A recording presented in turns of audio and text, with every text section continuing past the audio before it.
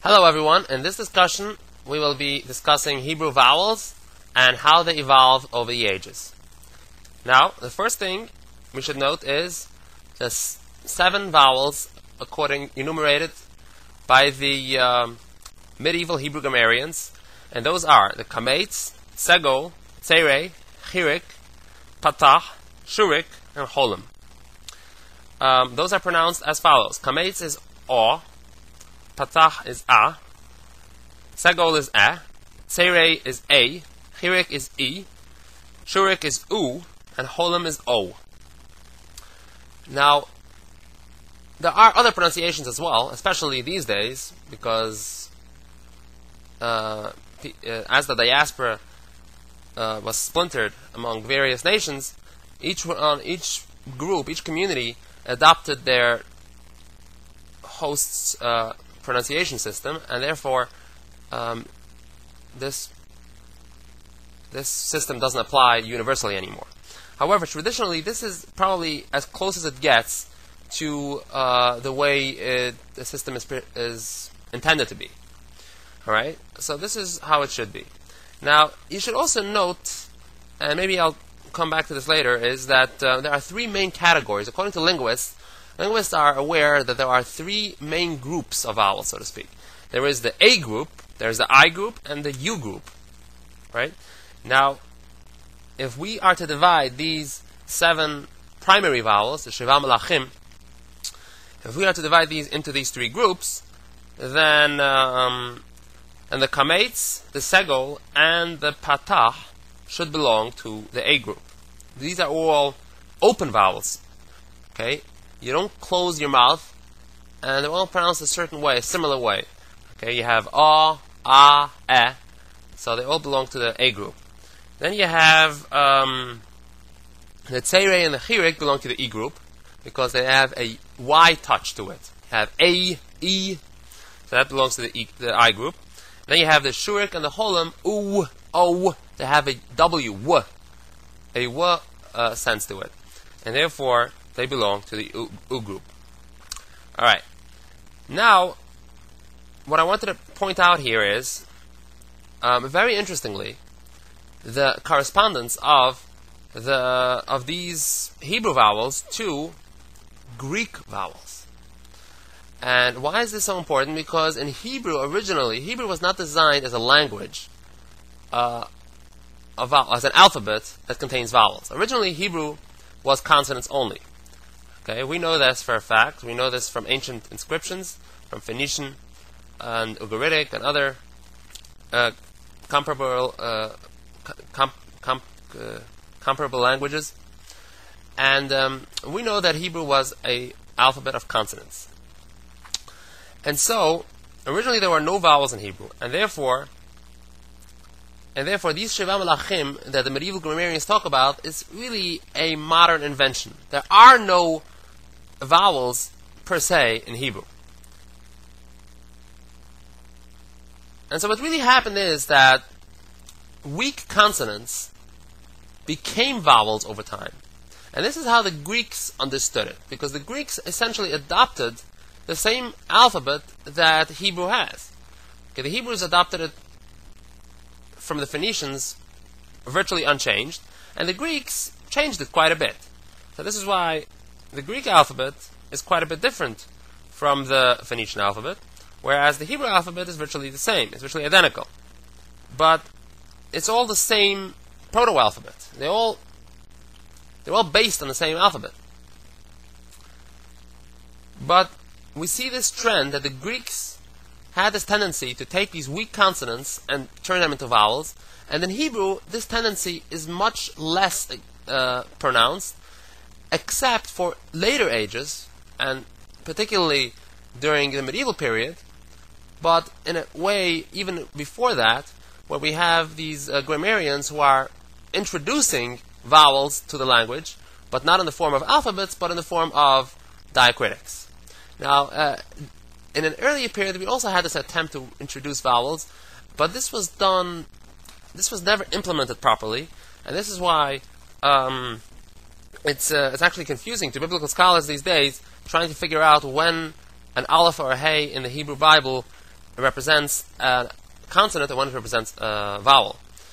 Because this implementation of this introduction of consonantal vowels, of alphabetical vowels, I should say, of alphabet vowels in Hebrew was never implemented fully. You see, for example, in Chronicles, you have many words that are written plenty, which means full in Latin, and the equivalent in Kings is written defectively. And so let's go back to our discussion. So in Greek, what the Greeks did, they took the Phoenician alphabet and they took weak consonants and they made these weak consonants alphabets. Now the weakest consonant of all is of course the aleph. The aleph is a glottal stop, and this is a very weak consonant that becomes elided easily, and therefore they took the aleph and they made it a vowel. So now, if it's in the middle of a word, it is pronounced. It's used as a vowel, and a vowel represents the sound of aw. Right? Now, if it's in the beginning of a word, then it becomes a consonant. Okay. So, for example, the word other or all, I should say, right, all or alibi. Okay. In these words, the a represents a consonant, not just a vowel. Actually, it represents a consonant and a vowel, but it represents it is used as a consonant because in the beginning of a word, it is strong enough to be pronounced as a consonant. But in the middle of a word, such as the word fall, there are only two consonants in the word. Fall is only two consonants. The alpha, the a, is not employed here as a consonant. It's only employed as a vowel. So the first vowel in Greek we have is the alpha. Then we have the epsilon. The epsilon corresponds to the Hebrew hey. Now the hey originally was a h sound, but again this is a weak consonant, and therefore the Greeks took it and they made it into a vowel with the sound of a. Then we have the next letter in Greek is the eta.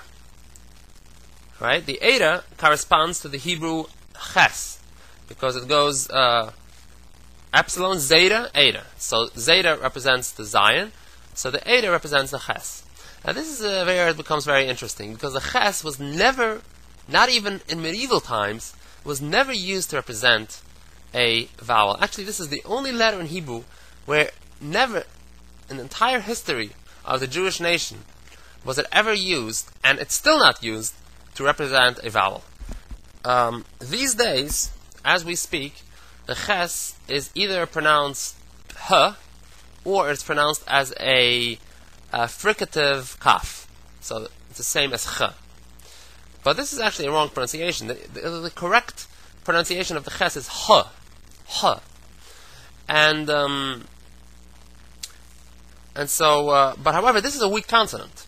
And therefore the Greeks, when they adopted this consonant, they turned that into a vowel and became the eta. So that's the third vowel we have in the Greek alphabet. Then comes the iota. The iota certainly corresponds to the Hebrew yod, right? Because it's theta, then comes iota. So that's the fourth vowel in Greek. Then you have the omicron. The omicron corresponds to the Hebrew ayin. And then you have the upsilon and the omega. They both correspond to the Hebrew vowel. We don't have a different vowel in Hebrew for these two Greek vowels. They are both represented by the Hebrew vowel. And so, we have seven vowels in the Greek alphabet, which correspond to 6 semi-vowels, I should say, because these in Hebrew there are no pure vowels, so which correspond to 6 vowels in the Hebrew system. Okay, the 6 vowels in Hebrew are aleph, hey, waw, ches, yod, and ayin. Those are the 6 vowels in Hebrew. And the 7 vowels in Greek again are alpha, epsilon, eta, iota, omicron, upsilon, and omega. And so the question is, So the question is, which ones correspond to which? And why? Now the question of why, I don't know the answer. In other words, why was a ches made into an eta? It's not clear. And it's hard for me to figure that out, and I'm not going to try to solve that riddle right now. But for the meantime, let's just understand what etymologically relates, what Greek vowel relates to what Hebrew vowel. This is important for us to understand. And this we know, again, we know this for certain, and the Greek eta represents the Hebrew ches, and the Greek omicron represents the Hebrew ayin. Okay, these are, this is something we know.